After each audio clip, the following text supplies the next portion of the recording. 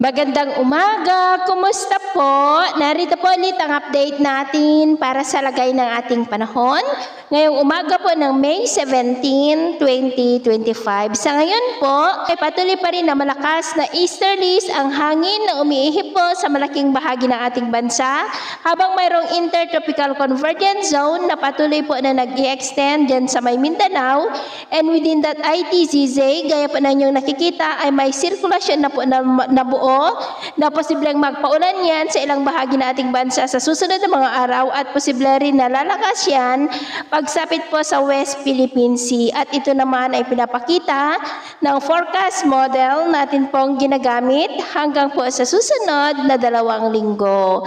At sa lagay po ng ating panahon, ngayong madaling araw ay nakakaranas ng mga isolated rain sa ilang bahagi ng Rizal, Metro Manila, Cavite, ilang bahagi po ng Laguna, Infanta, Polillo Island, Cebu, Capiz, Oriental Mindoro, Romblon, Northern Palawan, Sorsogon, Karkar, Borongan, Tagbilaran at Siquijor. At mamaya ay sisikat naman po ang araw sa malaking bahagi ng ating bansa, mainit at maalinsangan.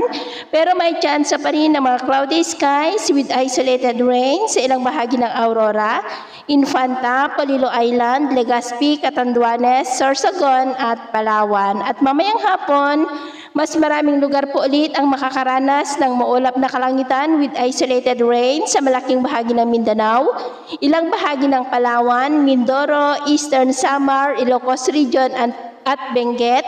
Kaya kung lalabas po tayo sa ating matahanan, ugaliin naman po natin lagi ang magdala ng kahit anong panangga natin sa init ng araw at proteksyon na rin po sa mga biglaang buhos ng ulan.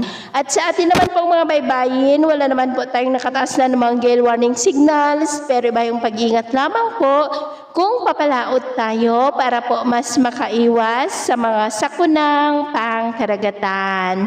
So, yun muna ang latest update natin sa araw na ito. At pumili si James na nagsasabing sa kahit na pagsubok po na darating sa ating buhay, huwag po tayong mawawalan ng pag-asa. Thank you and God bless!